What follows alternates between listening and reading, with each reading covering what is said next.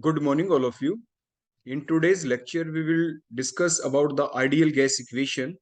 As the name suggests, this equation is applicable only for the ideal gas, means that equation can be derived by using the different gaseous laws related with the ideal gas, that is the Boyle's law, Charles' law, Avogadro's law. By using these different laws, we can derive an equation that is called as ideal gas equation. So let's start today's lecture. So what is the ideal gas equation? The equation which explains the effect of the pressure and the temperature on the volume of the gas at the same time is called as the ideal gas equation. Means that equation can be derived by using the different laws. The first law is the Boyle's law. According to the Boyle's law, as we already discussed, the volume of the gas is inversely proportional to the pressure at the constant temperature. So that is the equation number one, V inversely proportional to pressure. Temperature is constant. That is the equation number one. According to the Charles law, we know that the volume is directly proportional to the temperature. Means if we increase the temperature, the volume will increase. So V is directly proportional to T. If the pressure is constant, that is the equation number two. The third law, that is the Avogadro's law. According to that law, we know that the volume is directly proportional to the number of the moles. Means if we have the more number of moles, the volume will be more. More the number of moles, more will be the volume of that particular entity, जो भी स्पीसी है, entity है, उसका volume उतना ही ज्यादा हो जाएगा. जैसे हमने बैलून के बारे में देखा था, if we blow the air, if we blow the more number of molecules in to the balloon, the volume of the balloon will increase. So the V is directly proportional to the n number of molecules at the constant pressure and the constant temperature. So we have these different laws, Boyle's law, Charles law, and Avogadro's law. If we combine all the three laws, then we can write that V is inversely proportional to the pressure, V is directly proportional to the temperature, and V is directly proportional to the number of the molecules. So from equation 1, 2, and 3, we can write V is proportional to Nt divided by P. क्योंकि N और T means N number of molecules, T temperature, तो volume N और T के तो directly proportional है. और divided by P क्यों लिखा? Because the V is inversely proportional to the pressure.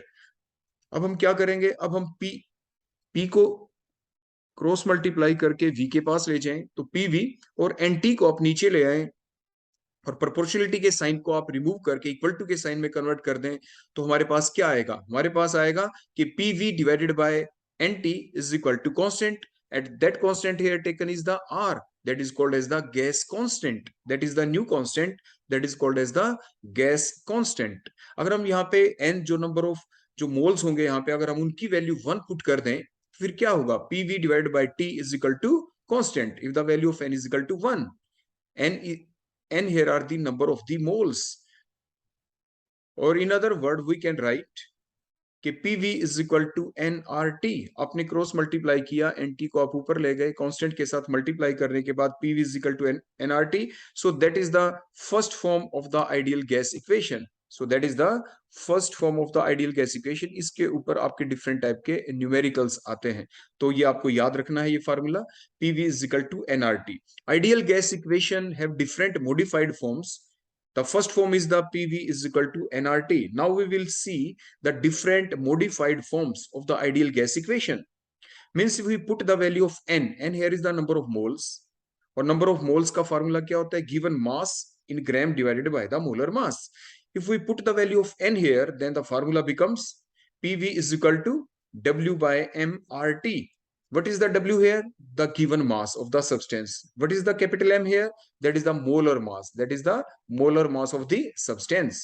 For example, we have the CO2 gas, 2 gram of the CO2 gas. तो हम क्या पुट करेंगे W की वैल्यू? 2 ग्राम. और क्योंकि CO2 गैस है, तो CO2 का मोलर मास कितना होता है? 44. तो M की जगह हम क्या पुट कर देंगे? 44. So that is the meaning of small w and the capital M. So that is the another modified form of the ideal gas equation.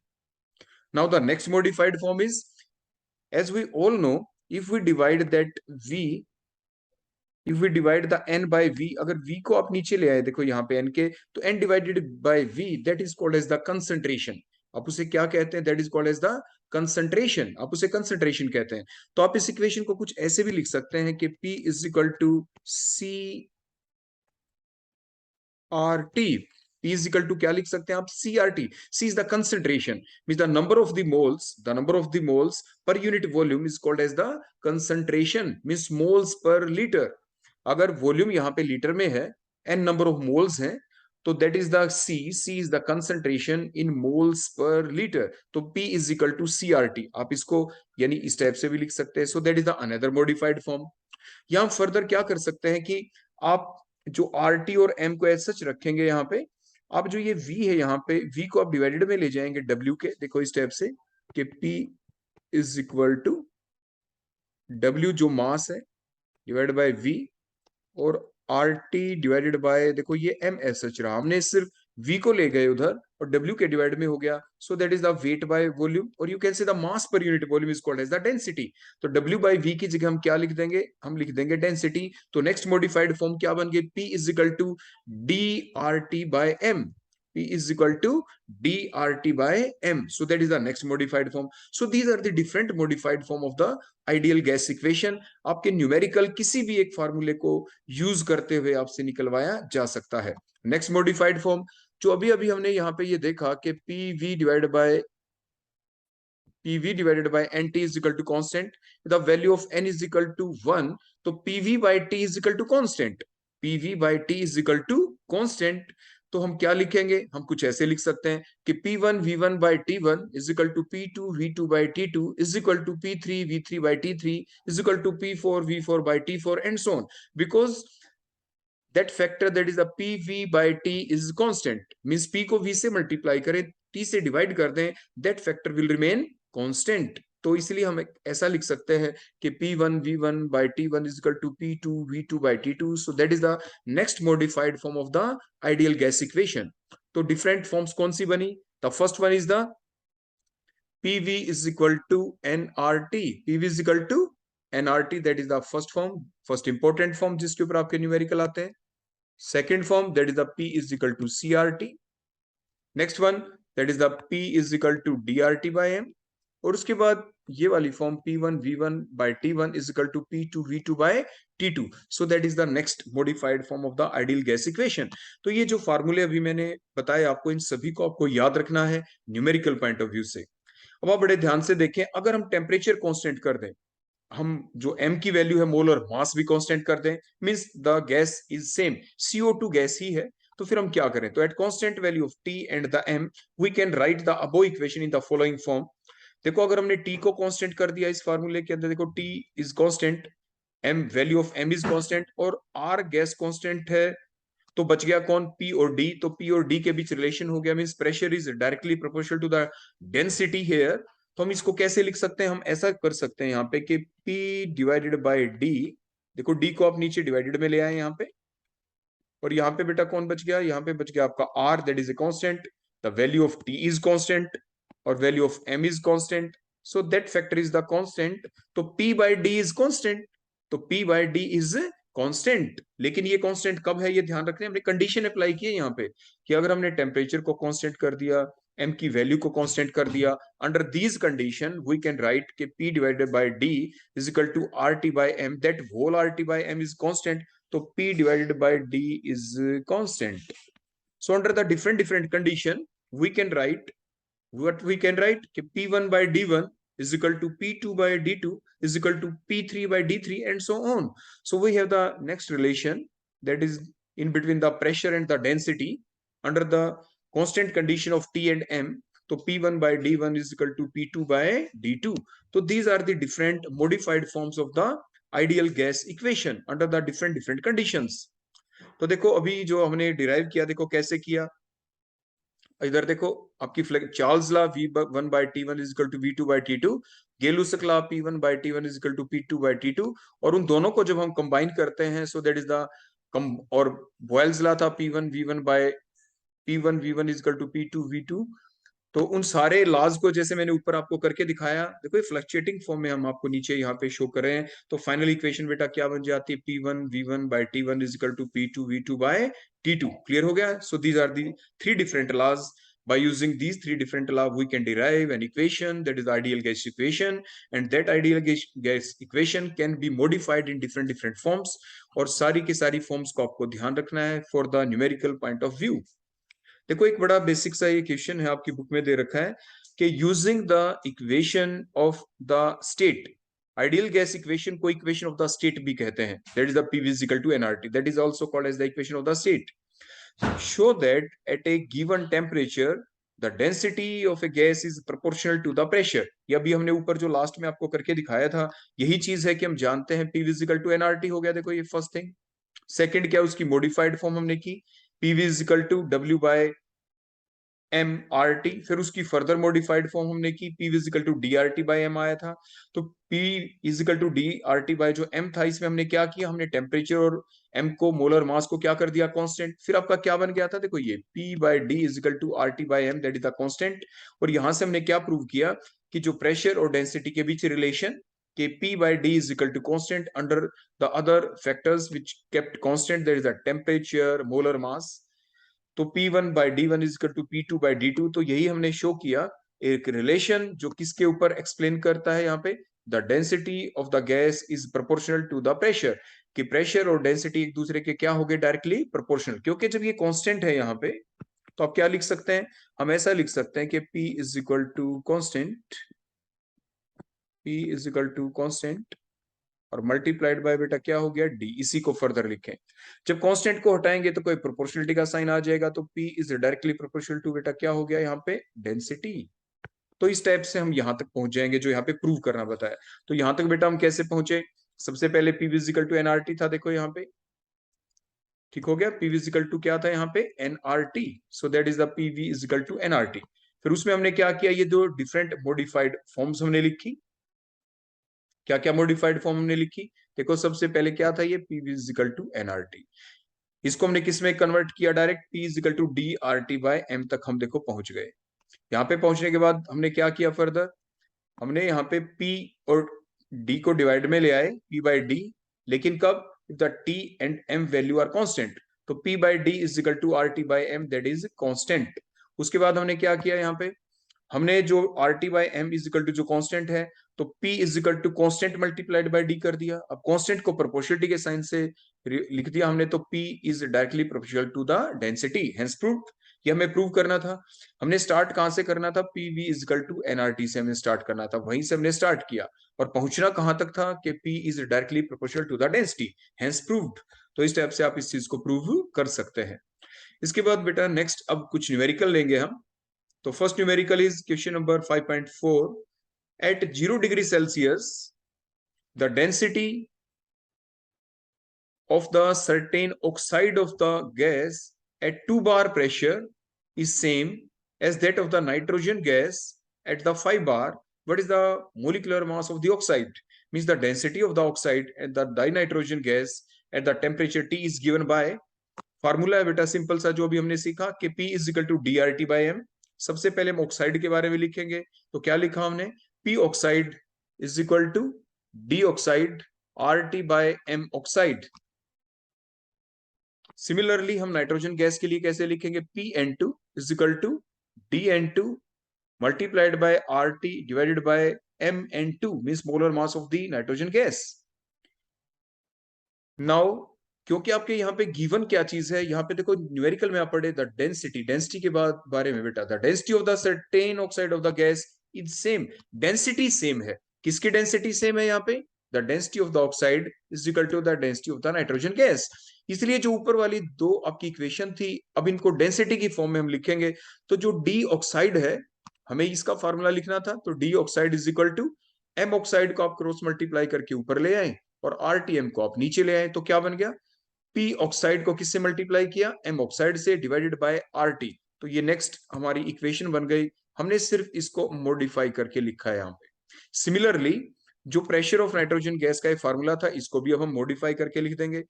तो जो डेंसिटी है ये नाइट्रोजन गैस की, दैट इज इक्वल टू उसी type से pressure of nitrogen gas multiplied by molar mass of nitrogen gas divided by RT।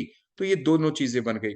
और ये जो डेंसिटी है, जैसे कि न्यूमेरिकल में गिवन है ऊपर, the density of oxide is equal to the density of nitrogen gas. What it means ये दोनों इक्वेशन एक दूसरे के क्या है, दीज आर इक्विवेलेंट, ये आपस में इक्वल है.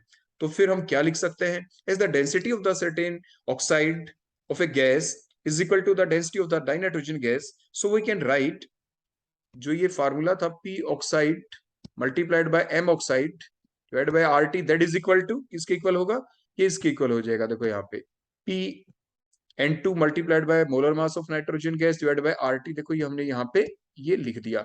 तो ये दोनों चीजें आपस में इक्वल हो गई. यहां तक क्लियर हो गया बेटा, यहां तक सारी चीजें. अब हम इसमें वैल्यू पुट करेंगे, जो जो भी डाटा हमारा गिवन है. क्या क्या डाटा गिवन है यहाँ पे. अब हमारा हमें निकालना क्या है, we want to calculate the molar mass of the oxide. हम मोलिकुलर मास निकालना चाहते हैं ऑक्साइड का. देखो ये मोलर मास ऑफ ऑक्साइड कहाँ पे, देखो ये रहा एम ऑक्साइड. तो एम ऑक्साइड को हमने यहीं पे रख लिया. तो देखो आरटी से आरटी देखो कैंसिल ही हो गया था. तो क्या बन गया, प्रेशर ऑफ नाइट्रोजन, देखो pressure of nitrogen, molar mass of nitrogen, molar mass of nitrogen. इधर जो पी ऑक्साइड था वो देखो डिवाइडेड में आ गया, पी ऑक्साइड डिवाइडेड में. तो ये हमारा फाइनल फार्मूला बन गया. अब हम मोलर मास ऑफ ऑक्साइड को कैलकुलेट कर लेंगे by putting other values in it.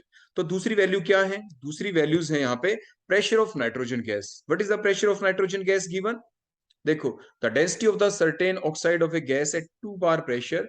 जो ऑक्साइड का प्रेशर है दैट इज द 2 बार. देखो ये pressure of the oxide that is the 2 bar हम पुट करेंगे, is same as that of the dinitrogen at the 5 bar pressure. जो die nitrogen है उसका प्रेशर बोलो कितना है बेटा, 5 बार. तो यहाँ पे हम 5 वैल्यू पुट कर देंगे. और मोलर मास ऑफ नाइट्रोजन वो तो 28 होता ही है. तो पुट ऑल दिस वैल्यू. देखो पी एन टू की जगह हमने क्या पुट किया 5, पी ऑक्साइड की जगह हमने क्या पुट किया 2, और मोलर मास ऑफ नाइट्रोजन की जगह हमने क्या पुट किया 28. तो 2 14 जा 28. देखो अब आप इसको डिवाइड कर देंगे. देखो 2 14 जा कितने पे कैंसिल हो जाएगा, ये 48, 14 5 जा 70. सो what is the molar mass of the oxide, that is the 70. So the molar mass of oxide is 70 gram per मोल. यानी 1 मोल का जो मास होता है उसी को मोलर मास कहते हैं. So the unit written here is the gram per mole. पर मोल मींस 1 मोल. 1 मोल में कितने ग्राम है, so that is called as the molar mass. Now the next numerical, that is the question number 5.5. The pressure of 1 gram of an ideal gas A at 27 degrees Celsius is found to be 2 bar. When 2 gram of the another gas, another ideal gas, that name is B, is introduced in the same flask. उसी flask के अंदर हमने 2 gram gas और add कर दिया at the same temperature. At the same temperature, the pressure becomes the 3 बार. उसके add करने के बाद प्रेशर 3 बार हो गया. आप पहले देखें, जब हमारे पास कोई आइडियल गैस ए थी उसका प्रेशर 2 बार है.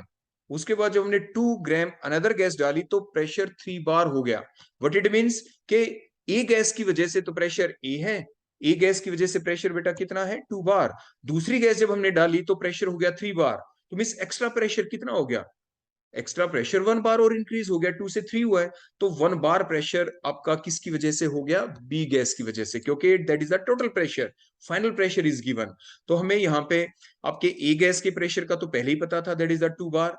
अब बी गैस के प्रेशर का भी पता चल गया, दैट इज द 1 बार, क्योंकि टोटल प्रेशर 3 बार हो गया. Now find out the relation between their molecular masses. उनके मोलिकुलर मासेस के बीच में हमें क्या करना है, रिलेशन देखना है. तो what is the value of W A, the value of WA, that is the gas A, is the 1 gram. What is the pressure of A, that is the 2 bar. What is the mass of the another gas, that is the gas B, WB is equal to 2 gram. What is the pressure of B gas, that is the 3 minus 2, क्योंकि 3 is the total pressure, 3 bar is the total pressure after the addition of the B gas.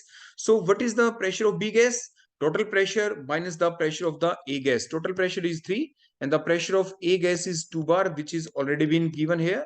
So 3 minus 2, that is the 1 bar. So that is the pressure of B gas. Now the ideal gas equation for the ideal gas A and the ideal gas B, that can be written as, उसको हम कैसे लिख सकते हैं, that is the simple formula PV is equal to nRT. PV is equal to nRT. तो n जो number of moles है उसको हमने ओपन फॉर्म में लिखा. नंबर ऑफ मोल्स का फार्मूला क्या होता है, given mass divide by the molar मास. तो गिवन मास को W से रिप्रेजेंट किया, WA divided by molar mass MA से, क्योंकि इस आइडियल गैस इक्वेशन को हमने गैस ए के लिए अप्लाई किया. So that is the equation 1. Similarly we can write the ideal gas equation for the another gas B. means PV is equal to nRT, means pressure of the B multiplied by V is equal to given mass of B, WB divided by molar mass of B multiplied by RT, that is the equation number 2. Now अब हम क्या करेंगे, जो दो equation हमारे पास बन गई, equation number 1 और इक्वेशन नंबर 2, अब हम इनको डिवाइड करेंगे. Now divide equation number 1 with the equation number 2. तो इक्वेशन नंबर 1 पहले हम लिख देते हैं. देखो एज सच हमने लिख दिया इक्वेशन नंबर 1 को. अब इस पूरे को डिवाइड कर दें किससे, इक्वेशन नंबर 2 से. डिवाइड करने के बाद क्या क्या चीज कैंसिल हो गई, RT से RT कैंसिल हो गया. देखो V से V हमने कैंसिल कर दिया. तो क्या रिलेशन आ गया हमारे पास, PA divide by PB is equal to WA divide by WB multiplied by, देखो ये MB जो यहाँ पे नीचे था ये ऊपर चला गया, तो MB डिवाइडेड बाय MA. हमें करना क्या है, रिलेशन निकालना है हमें. दो जो गैस थी आपकी, A गैस और B गैस, उनके मोलर मास के बीच रिलेशन. मीन जो ये मोलर मास है यहाँ पे, बोलो कौन कौन, एक तो MA और MB. तो अब हम आगे रिलेशन जो लिखेंगे, हम क्या लिखेंगे, MA बाय MB की वैल्यू हमें निकालनी है. तो MA बाय MB किसके इक्वल हो जाएगा, तो MA बाय MB, तो MA को क्या करें आप ऊपर ले जाएं और MB को नीचे ले आए, देखो इधर, और PA इधर नीचे आ जाएगा, PB ऊपर चला जाएगा. तो MA बाय MB, देखो MA by MB that is equal to W by WB. तो देखो आपका ऐसा रहा, जैसे मैंने बताया, PB को ऊपर ले गए, यहाँ पे जो PA ऊपर था इसको नीचे ले आए, देखो ये. So now that is the relation. तो MA बाय MB के बीच हमें क्या निकालना है, रिलेशन निकालना है. मोलर मास का आपस में रिलेशन क्या है, other factor are given. The value of WA is given, देखो ये रहा ऊपर 1 gram. The value of WB is given, that is देखो ये रहा 2A, देखो 2 ग्राम गिवन है यहाँ पे. What is the pressure of PB, that is given, that is the 1 bar. What is the pressure of PA, that is 1, देखो ये रहा 2 बार, दैट इज ऑल्सो गिवन. तो ये सारी वैल्यूज गिवन हमने पुट कर दी. देखो 1/2 मल्टीप्लाइड बाय 1/2, सारी वैल्यूज ऊपर से देख के हमने पुट की, तो आंसर क्या आ गया, 1/4. तो ये 1/4 आ जाएगा, देखो यहाँ पे, that is 1/4. Now what is the relation, just cross multiply किया तो 4 देखो ऊपर आ गया यहाँ पे. तो 4MA is equal to MB. So that is the relation between the molecular masses of gas A and the gas B. Now the next numerical. The drain cleaner, Dranex, contains small bit of aluminium which reacts with the caustic soda, that is the NaOH, to produce the nitrogen gas. Means आपके पास aluminium है, उसने caustic soda के साथ reaction की, देखो कुछ ऐसे, aluminium plus NaOH, water तो हमने ऐड करना ही था. इट विल गिव, बोलो क्या, सोडियम मेटा एल्यूमिनेट NaAlO2 बनेगा एक तो, और साथ के साथ हाइड्रोजन गैस भी रिलीज हो जाएगी. तो सोडियम मेटा एल्यूमिनेट, कई बार देखो एक चीज बता दें, कई बार बच्चे भूल जाते हैं, what is the formula of sodium Meta aluminate. देखो बेटा आप ऐसे याद रखना, Na और Al है, और देखो ऑक्सीजन है. अब हम ये भूल गए कि किसका फार्मूला क्या है. तो बेसिक चीजें याद रखें कि कोई एलिमेंट पीरियोडिक टेबल में प्रेजेंट कहां पे है. आप जानते हैं सोडियम ग्रुप 1 एलिमेंट है पीरियोडिक टेबल में, तो इसके ऊपर चार्ज कितना होता है बेटा, +1. ऑक्सीजन ग्रुप 13 एलिमेंट है, तो उसके ऊपर चार्ज बेटा कितना होगा, that is the +3. Oxygen group 16 element है, तो 2 इलेक्ट्रॉन ये गेन करता है. तो उसके बाद स्टेबल होने के लिए, देखो हर एलिमेंट पीरियोडिक टेबल में क्या चाहता है, स्टेबल होना. स्टेबल होना किस जैसा होना चाहेगा, ग्रुप नंबर 18 की तरह. तो ग्रुप नंबर 18 में बेटा कौन है, हीलियम एटॉमिक नंबर 2, उसके बाद नियोन एटॉमिक नंबर 10, जैसे आर्गन एटॉमिक नंबर 18. हर कोई चाहता है मैं ग्रुप 18 जैसा हो जाऊं, इधर बाय लूजिंग और गेनिंग द इलेक्ट्रॉन और बाय शेयरिंग द इलेक्ट्रॉन. तो यहाँ पे हमने देखा जो सोडियम है उसका एटॉमिक नंबर 11 होता है. तो सोडियम का एटॉमिक नंबर 11 है, तो बट इट विल डू, ये क्या करेगा, एक इलेक्ट्रॉन लॉस करेगा, और ये देखो नियोन जैसा हो जाएगा. तो इसीलिए सोडियम के ऊपर +1 चार्ज हमने लिखा. एल्यूमिनियम, एल्यूमिनियम एटॉमिक नंबर 13 है, but it will do, it will lose 3 electrons to become like that of the group 18, neon जैसा होने के लिए +3 चार्ज लिखा. ऑक्सीजन एटॉमिक नंबर 8 है, but it will do, it will gain 2 electrons to become like that of the neon. तो इसके ऊपर हम क्या चार्ज लिखेंगे बेटा, -2. कोई भी जो कंपाउंड होता है वो ओवरऑल न्यूट्रल होता है. तो ओवरऑल न्यूट्रल का मतलब जितना पॉजिटिव चार्ज हो उसके ऊपर उतना ही नेगेटिव. तो पॉजिटिव चार्ज बेटा यहां तक बोलो कितना हो चुका है, देखो +1 पॉजिटिव Na के ऊपर, +3 पॉजिटिव सोडियम एल्यूमिनियम के ऊपर, तो +4 तो हो गया. तो +4 है, तो माइनस का भी कितना होना चाहिए, -4. तो ऑक्सीजन बेटा कितना ले लें, अगर हम यहाँ पे लिख देंगे O2, तो 2 2 जा 4, देखो -4 हो गया, और यहाँ पे +4 हो गया. ओवरऑल क्या हो गया, दोनों चार्ज इक्वलाइज हो गए, कंपाउंड बन गया, उसका फॉर्मूला बन गया. सो what is the formula of sodium Meta aluminate, NaAlO2। तो इस टाइप से हम फार्मूला बड़ी आराम से लिख सकते हैं। वही हम आपको बता रहे थे कि एल्यूमिनियम NaOH के बीच जब रिएक्शन हुई तो सोडियम मेटा एल्यूमिनेट बना, देखो NaAlO2 plus hydrogen gas release हो जाती है यहाँ से। फिर हमने बैलेंस कर दिया, बैलेंसिंग भी आपको रिडॉक्स रिएक्शन वाले चैप्टर में सिखाई जाती है। तो that is the balanced equation in front of you. तो वही हमारा क्वेश्चन था, स्टेटमेंट थी कि the drain cleaner drain x contains small bit of the aluminium, उसमें एल्यूमिनियम है, which react with the caustic soda that is the NaOH to produce the hydrogen gas। देखो hydrogen gas यहाँ पे produce हो गई। अब क्वेश्चन ये है कि व्हाट वॉल्यूम ऑफ द, अगर हम इसको बैलेंस फॉर्म में लिखें तो बैलेंस फॉर्म देखो क्या कहती है। देखो जब भी हम रिएक्शन को रीड करें तो उसको मोल्स की फॉर्म में रीड करते हैं। मोल्स की फॉर्म में means the 2 mole of the aluminium will react with 2 mole of the NaOH along with the addition of the 2 moles of water to produce 2 mole of the sodium metaluminate along with the 3 moles of the hydrogen gas। So that is the, यानी हम इसको read कैसे करें, तो ये था तरीका कि आप इसको रीड ऐसे करेंगे। देखो साइड में जो चीजें हमने लिखी थी, फार्मूला सिखाया था, अब हम इसको रब कर दें यहां से। अब इसके बाद हमने मोल्स की फॉर्म में देखा, इसको पढ़ा, तो 1 मोल मींस मोलर मास। जैसे अभी मैंने आपको पहले बताया था 2 मोल ऑफ एल्यूमिनियम है। एल्यूमिनियम को आप कैसे रिप्रेजेंट करते हैं, एल्यूमिनियम एटॉमिक नंबर 13 और मास, एटॉमिक मास क्या है बेटा इसका 27। तो 1 मोल एल्यूमिनियम का मास कितना है 27।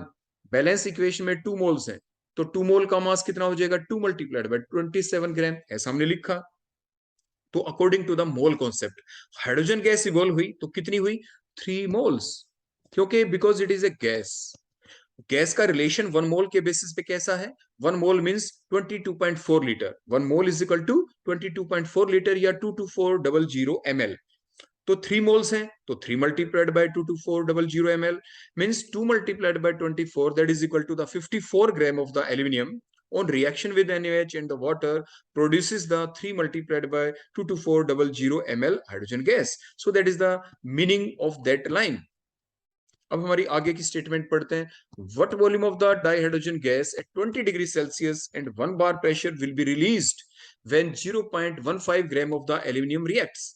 जब 0.15 ग्राम एल्यूमिनियम रिएक्ट करेगा तो कितनी हाइड्रोजन गैस रिलीज होगी at 20 degree Celsius temperature and 1 bar pressure. तो अब देखो आगे हम कैलकुलेशन करेंगे एट एसटीपी। अगर एसटीपी होता स्टैंडर्ड टेम्परेचर एंड प्रेशर के ऊपर, मींस टेम्परेचर 273 केल्विन हो, प्रेशर 1 एटमॉस्फेयर हो, तो उस कंडीशन में अगर हम देखें तो हम क्या लिख सकते हैं, क्योंकि जो अभी हमने बात बताई मोल कॉन्सेप्ट की जो डेफिनेशन है कि 1 mole is that quantity whose mass is equal to molar mass, 1 mole is that quantity which is equal to 22.4 liter। तो that all are the condition under the standard condition। ये standard condition है, ये ATP की बातें हैं, तो वही हम यहाँ पे लिख रहे हैं means at STP या NTP आप कह सकते हैं, means 54 gram of the aluminum gives how much gram of the hydrogen 3 multiplied by 22400 ml of the hydrogen gas। तो means 1 gram of the aluminum will release, divide कर देंगे आप इससे, और उसके बाद गिवन कितना था बेटा यहाँ पे 0.15 ग्राम। तो 0.15 gram under the standard condition, 0.15 gram of the aluminium under the standard condition will give out how much hydrogen gas. देखो आपने मल्टीप्लाई कर दिया यहाँ पे 0.15 से, आप इसको कैलकुलेट कर लेंगे। कैलकुलेट करने के बाद आपका आंसर आ गया 186.67 ml of the hydrogen gas. That is the amount of the hydrogen gas which is released under the standard condition. Standard condition means that is the volume, that is the volume amount of the hydrogen gas released कब, when the temperature is 273.15 Kelvin and pressure is 1 atmosphere। So that is the amount of the hydrogen gas that will be released under the, बोलो कौन सी condition, under the standard condition। but what will be the volume of the hydrogen gas released when temperature becomes 20 degree Celsius, when pressure becomes 1 बार। तो it means अब हमें यहाँ पे ideal gas equation लगानी पड़ेगी P1 V1 by T1 is equal to P2 V2 by T2, क्योंकि volume हमें निकालना है।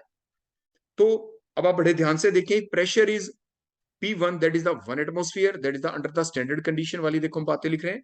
Pressure is P1 is 1 atmosphere, the temperature is बोलो कितना 273.15 and the volume is 186.67 ml, because that is the volume which is, बोलो किसके लिए, that is for the amount of gas that is the 0.15। आप ये नहीं कहेंगे सर अगर प्रेशर 1 एटमॉस्फेयर है तो अभी आपने बताया था वॉल्यूम मस्ट बी द 22.4 होता है, लेकिन वो कब, वो 1 मोल के लिए। मैंने अभी आपको बताया था ना कि स्टैंडर्ड कंडीशन में अगर हम 1 मोल की क्वांटिटी देखें, 1 मोल, 1 मोल मीन्स मास कितना हो, मोलर मास जितना। लेकिन हमने क्या मोलर मास लिया है? देखो जो हाइड्रोजन गैस है आपकी H2, अगर हम इसका मोलर मास लेते तो बेटा कितना होता, दैट इज द 2 ग्राम। हमने 2 ग्राम तो नहीं लिया, तो हमने कितना लिया, हमने लिया 0.15 ग्राम। देखो जो न्यूमेरिकल में गिवन है, अगर यहाँ पे 0.15 ग्राम की जगह अगर 2 ग्राम होता तो क्या होता, तो वॉल्यूम बेटा कितना होता उसका, यहाँ पे ये 186.67 नहीं होता, ये कितना होता, ये होता जो हमने ऊपर लिखा था, that is the 22400 ml, 22.4 litre, यानी इतना होता। लेकिन because the amount here given is 0.15 gram, accordingly the volume becomes 186.67, उसी के लिए तो हमने ऊपर कैलकुलेशन की थी।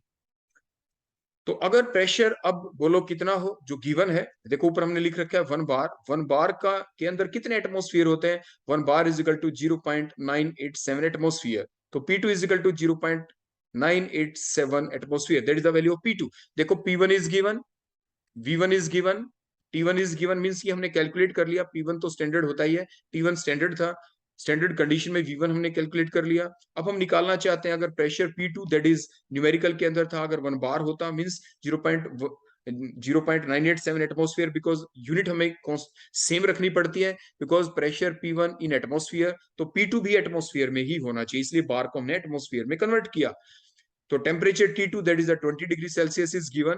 तो हम जो टेम्परेचर अगर कभी भी डिग्री सेल्सियस में गिवन होता है तो आपको क्या करना पड़ता है, convert that temperature which is given in degree Celsius, convert it in kelvin, उसको आप केल्विन में कन्वर्ट कर देंगे। तो केल्विन में जब आपने कन्वर्ट किया तो क्या करेंगे, एट 273.15 एग्जैक्टली अगर ऐड करना चाहें तो बेटा आंसर कितना आ गया, 293.15 केल्विन एग्जैक्ट। तो P2 is 0.987 atmosphere, T2 is 293.15. Now under these condition, what is the V2? हमें V2 निकालना है। Now they apply the ideal gas equation, P1 V1 by T1 is equal to P2 V2 by T2, V2 निकालना है, put all other values in it, तो V2 is equal to this much। आप सारी values इसमें put कर दी, देखो सारी चीजें आपके सामने ऊपर हैं, ये हमने यहाँ पे पुट कर दी। After putting all these values, after calculating, the answer comes out to be V2 is equal to 202.98 ml. So that is the volume of the dihydrogen gas that is released under these conditions. So that is our numerical.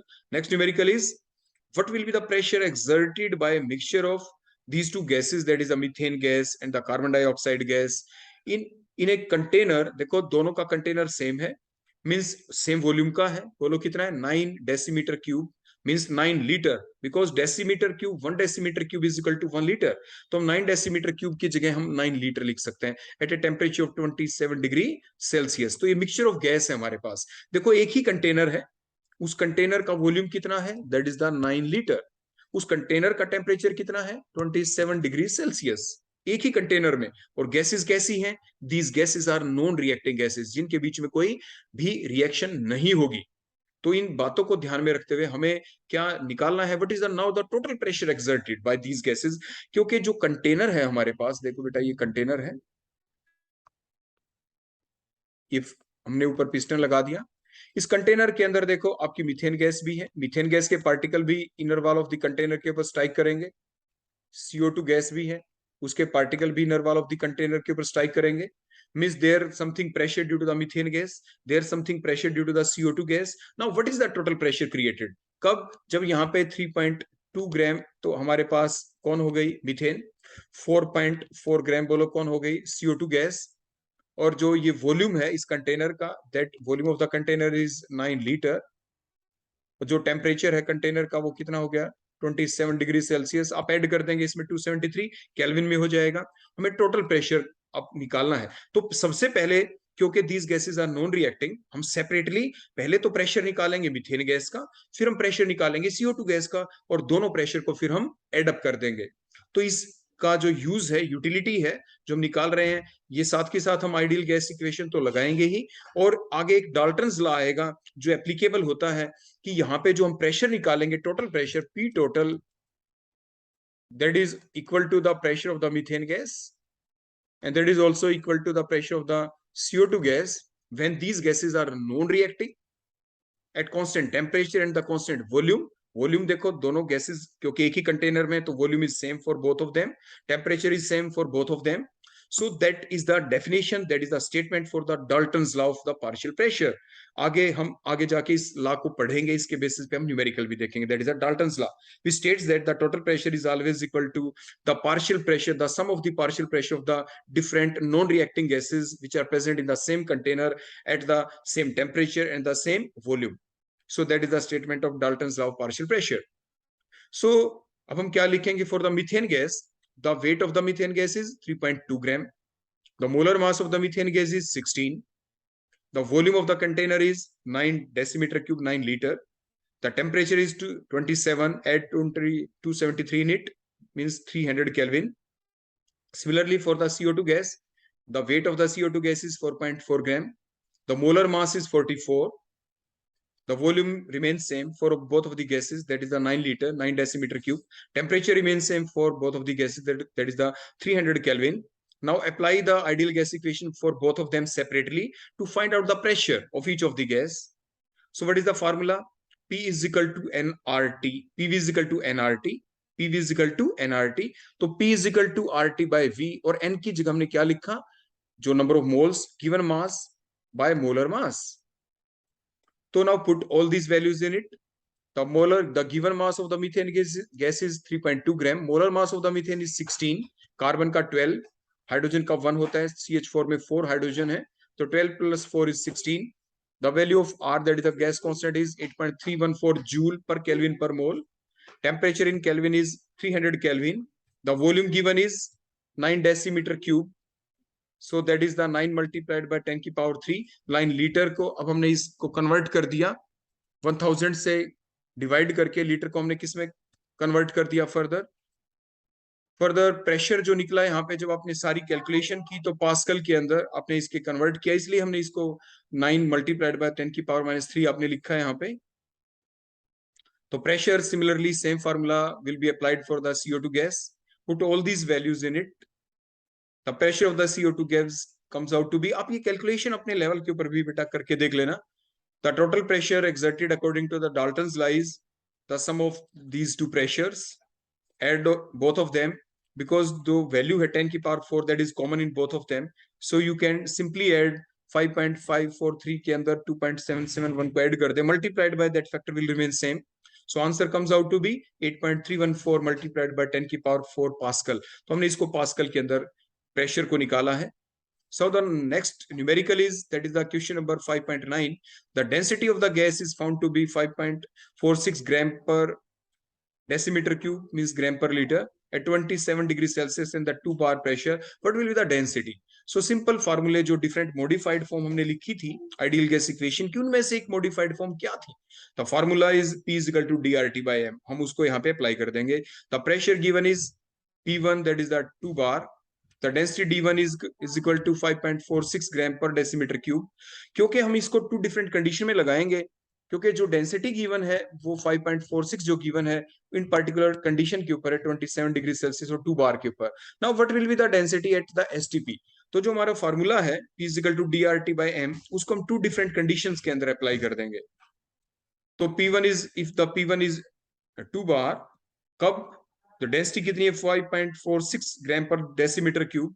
कब? जब temperature बेटा कितना था 27 degree Celsius, उसको kelvin में हमने convert कर दिया. अब एसटीपी लगाएंगे. एसटीपी का मतलब when the pressure is 1 bar, temperature is 273 kelvin, more correctly is 273.15 Kelvin.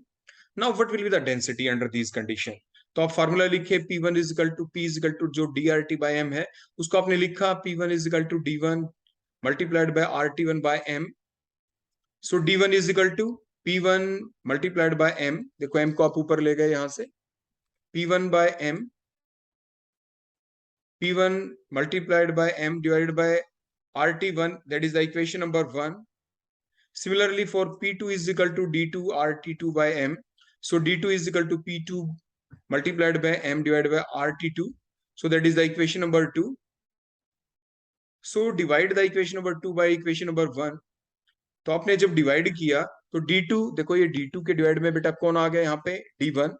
So that is equal to यहाँ पे बेटा कौन है P2 m divided by RT2 multiplied by आपने किया, देखो यहाँ पे P1m तो देखो ये नीचे आ गया और ये RT1 ऊपर चला गया, तो क्या होगा, R से R बेटा आपका क्या हो गया, कैंसिल। m मोलर मास से मोलर मास कैंसिल हो गया क्योंकि because gas is the same. Now the formula becomes D2 is equal to, क्योंकि हमें D2 ही निकालना है, तो आप सारी वैल्यूज जो गिवन है ऊपर आप उनको सभी को सिंपली यहाँ पे पुट कर दें। After putting these all values the formula the answer comes out to be D2 is equal to 3 grams per decimeter cube. So that is the numerical. Now the next question is question number 5.10.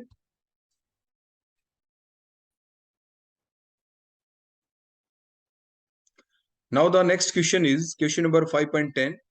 34.05 ml of the phosphorus vapors wakes that much amount at particular temperature जो given है, pressure भी given है 0.1 bar. What will be the molar mass of the phosphorus? Phosphorus का हमें molar mass निकालना है, तो given क्या क्या बेटा, volume is given 34.05 ml. इसको आपने लीटर में कन्वर्ट किया तो 1000 से आपने डिवाइड कर दिया,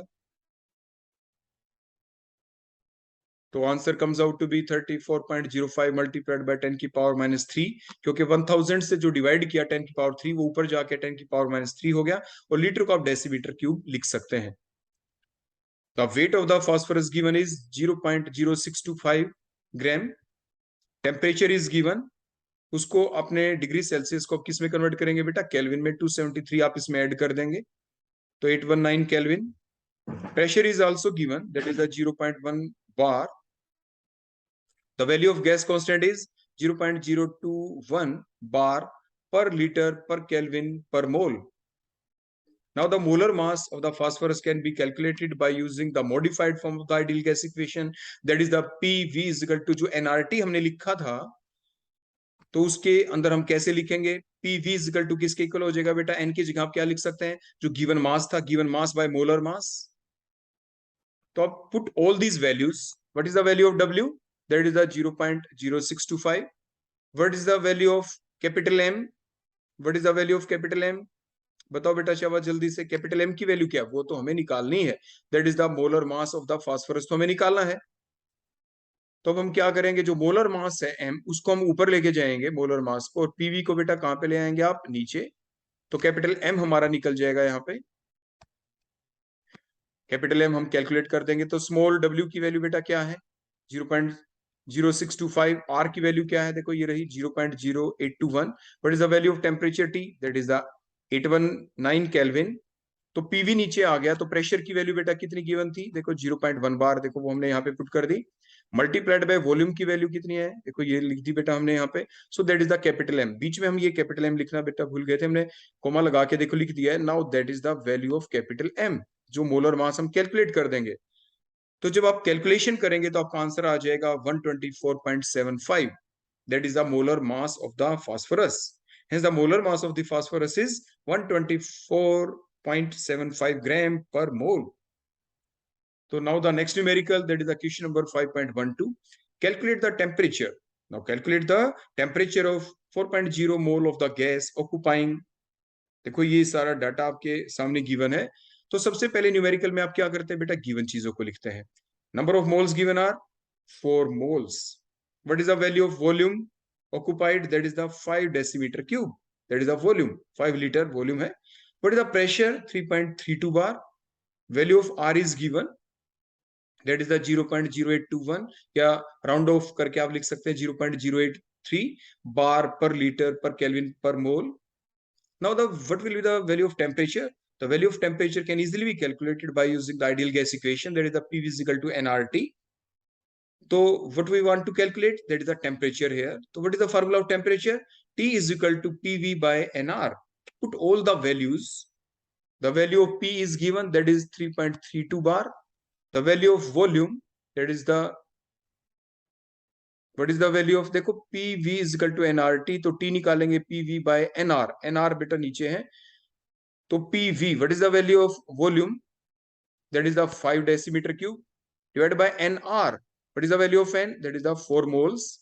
What is the value of R here, N की वैल्यू 4 moles हो गई, और वैल्यू ऑफ R is 0.0281, या राउंड ऑफ करके लिखना चाहते तो 0.083 भी आप लिख सकते थे। Now calculate, the answer comes out to be the 50 kelvin, kelvin में आएगा बेटा आपका answer.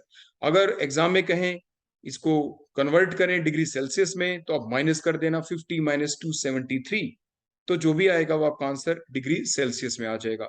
Hence the required temperature is 50 kelvin. Now the next numerical is question number 5.15.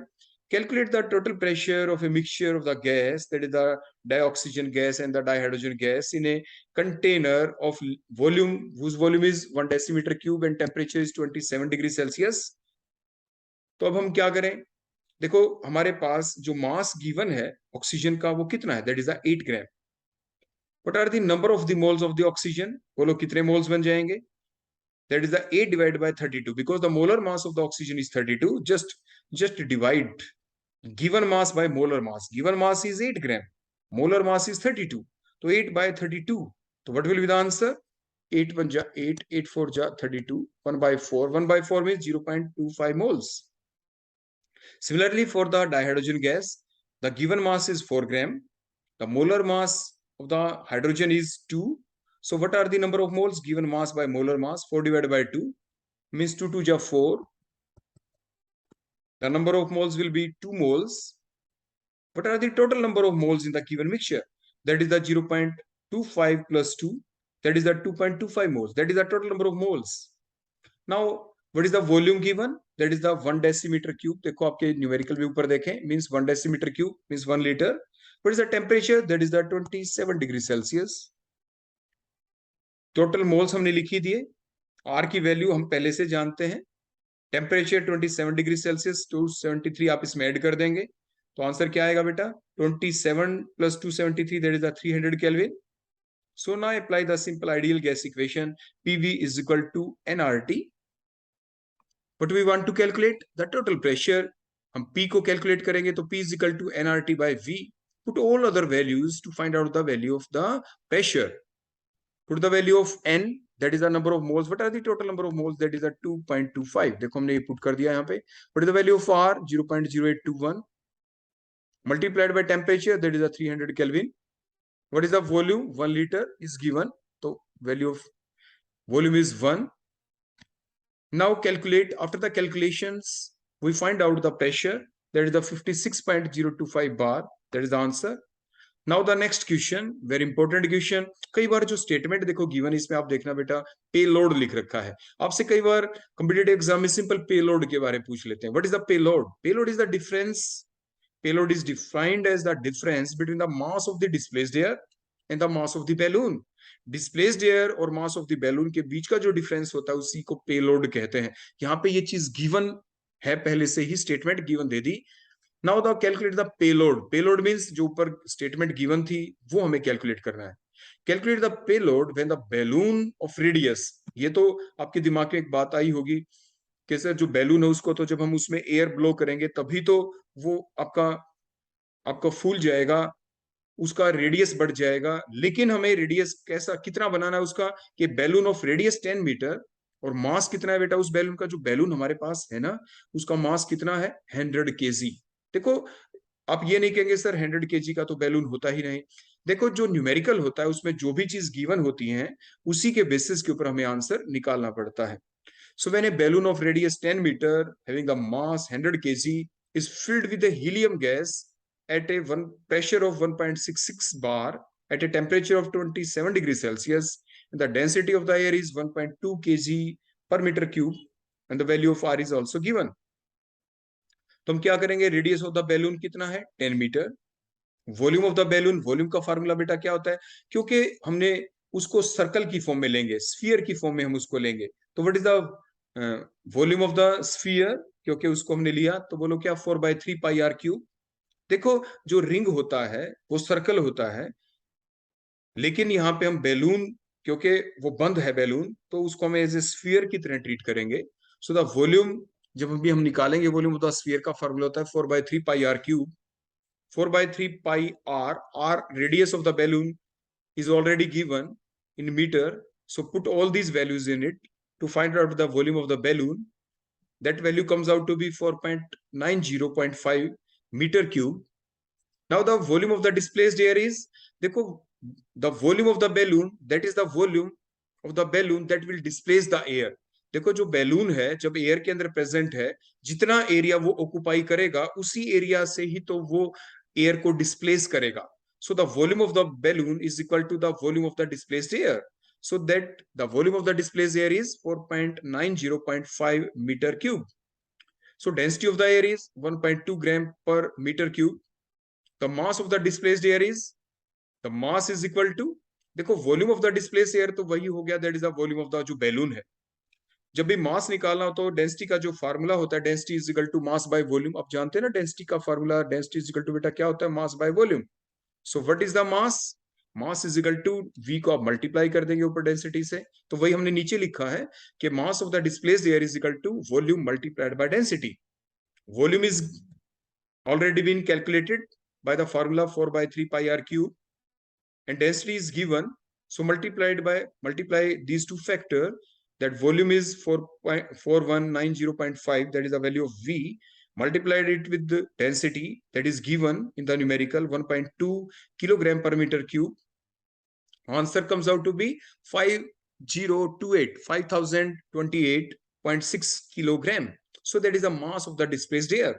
देखो आपको जो पे लोड निकालना है, आप क्वेश्चन में पढ़ें कि पे लोड निकालने की हमें दो चीजें कैलकुलेट करनी पड़ेंगी. First one is the mass of the displaced air, जो अभी हमने कैलकुलेट कर लिया है यहाँ पे. Another one is that is the mass of the balloon.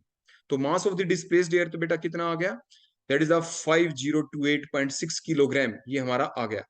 लेकिन एक यहाँ पे प्रॉब्लम है, वो क्या, अब अभी आपको बता दें, molar mass of the helium कितना है बेटा. मोलर मास तो आप जानते हैं हीलियम का.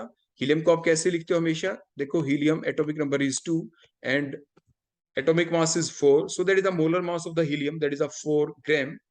इसको हमने किलोग्राम में कन्वर्ट कर दिया, 4 मल्टीप्लाइड बाय 10 की पावर माइनस 3 किलोग्राम, क्योंकि ऊपर mass of the displaced air भी हमने किलोग्राम में लिया है. Value of R is given, pressure is given. Pressure कितना गिवन है बेटा, 1.66 बार. तो क्योंकि हमें जो पेलोड कब निकालना है, किसके लिए निकालना है, when the balloon of radius this much, mass 100 kg, filled with helium at a pressure of 1.66 bar. तो प्रेशर हमने लिखा 1.66 bar. Temperature is 27 degree Celsius, convert it into the Kelvin by addition of the 273. Now the mass of the helium inside the balloon is given as, अब mass निकालेंगे. Mass बेटा कैसे निकालेंगे, इस simple formula से, P is equal to nRT.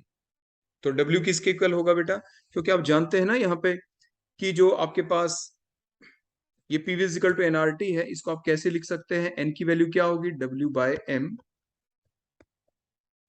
RT. अब W आपको निकालना है यहाँ पे, तो m को ऊपर ले जाएंगे तो PVM हो गया बेटा. देखो RT को नीचे ले जाएं तो RT आ गया. So that is the formula of W. तो इस टाइप से W लिखा है हमने, क्योंकि PV is equal to nRT होता है. सबसे पहले n का फार्मूला पुट किया, n number of moles. Number of moles क्या होते हैं, गिवन मास बाय मोलर मास, इसलिए W by m लिख दिया, मल्टीप्लाइड बाय RT. तो W हमें निकालना है, तो W कैसे निकले, W को एक साइड में रख ले, बचे फैक्टर को दूसरी साइड में ले गए, तो W is equal to PVM by RT. Clear हो गया बेटा यहां तक. अब हमने सारी वैल्यूज पुट कर दी. Pressure that is the 1.66 bar, volume that is the, कितना है बेटा वॉल्यूम, ध्यान से देखें, वॉल्यूम PV, एक मिनट ध्यान रखें बेटा, PV मल्टीप्लाइड बाय m किया था आपने. नीचे देखो R, ये वैल्यू पुट कर दी. टेम्परेचर की वैल्यू आपने पुट कर दी, P की वैल्यू आपने पुट कर दी. प्रेशर कितना था 1.66. उसके बाद वॉल्यूम, फिर मोलर मास. मोलर मास बेटा कितना है, देखो ये लिख दिया. उसके बाद V की वैल्यू पुट करनी थी हमें, तो V कितना हो गया बेटा यहाँ पे, देखो ये ऊपर जो हमने, ये जो ऊपर हमने बेटा देखो कैलकुलेट किया था सबसे पहले, देखो ये रहा ऊपर, दैट इज द 410. देखो ये जो हमने ये हमने यहाँ पे देखो पुट कर दिया इस जगह पे, दैट इज द वॉल्यूम. फिर हमारा आंसर कितना आ गया, that is the 1117.5 kilogram. So that is the mass of the helium inside the balloon. तो अब इन दो चीजों का अब हम क्या करेंगे बेटा, difference. Now the total mass of the balloon will be, total mass of the balloon कैसे निकलेगा, मास ऑफ द बैलून लिखा था बेटा, देखो ऊपर हमने पेलोड निकालने के लिए मास of the balloon. So what is that mass of the balloon, total mass of the balloon. Total mass of the balloon means mass of the balloon plus mass of the gas which is filled in it. So mass of the balloon is and mass of the helium is, mass of the balloon is 100 kg, देखो 100 plus mass of the helium gas is, देखो 1117.5, देखो हमने add कर दिया, so that is the total mass of the balloon. अब payload कैसे निकाला जाएगा? Payload is the difference between these two factor, that is the mass of the displaced air minus mass of the balloon. Mass of the displaced air कितना है जो हमने ऊपर निकाला था बेटा? देखो ये रहा mass of the displaced air, that is the mass of the displaced air, और here is the mass of the balloon, देखो ये रहा मास ऑफ द बैलून. दोनों का डिफरेंस ले लेंगे आप, that is called as the payload, that is called as the payload. So that is the next numerical. अब उसके बाद अगला न्यूमेरिकल एक और ले लेते हैं. Question number 5.17. Calculate the volume occupied by the CO2 gas. Amount is given, temperature is given, pressure is given, value of R is given. So what is the mass? 8.8 gram.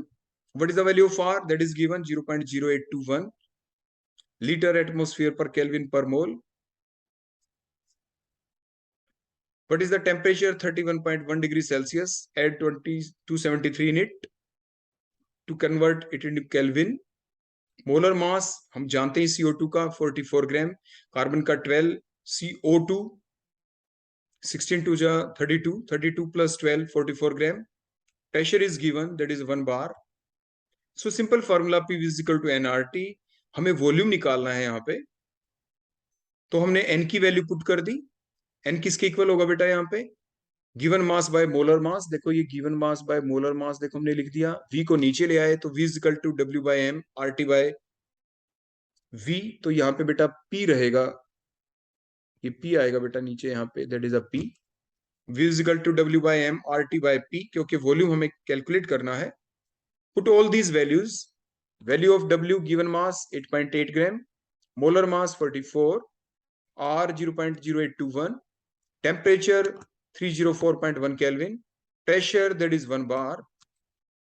After the calculation, we can find out the volume, that comes out to be 5.05 liter. So hence the volume occupied is 5.05 liter. So these are the different numericals. एक numerical और ले लेते हैं हम. Question number 5.18. 2.9 gram of a gas at 95 degrees Celsius occupied the same volume as 0.184 gram of the dihydrogen gas at 17 degrees Celsius at the same pressure. What is the molar mass of the gas? देखो हम क्या करेंगे, volume occupied by the dihydrogen gases, बोलो कितना होगा. देखो उससे पहले अब हम क्या करेंगे, गिवन चीजें क्या क्या हैं. देखो weight of the hydrogen gas is given, that is 0.184 gram. Molar mass of hydrogen we already know, that is the 2 gram per mole. Temperature is given 17 degree Celsius. 273 add किया 290 केल्विन आ गया आपका. तो volume occupied by the unknown gas अगर हम देखें तो उससे रिलेटेड अगर हम डाटा देखेंगे तो क्या करें. देखो अननोन जो गैस है उसका मास कितना गिवन है? 2.9 ग्राम. उसका मोलर मास हमें निकालना है. What is the molar mass of the unknown gas? Temperature किस टेम्परेचर के ऊपर है वो? 95 डिग्री सेल्सियस टेम्परेचर था. 273 ऐड करें तो that is the 368 kelvin. Simple formula, that is the P is equal to nRT.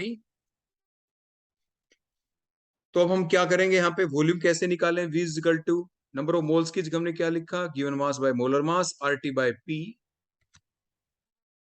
Calculate the volume, put all the values. देखो W की वैल्यू 0.184, देखो हमने पुट किया. मोलर मास 2 पुट किया हमने. R की वैल्यू 0.0821, टेम्परेचर 290, प्रेशर की जगह हमने P लिख दिया, सिंपल P.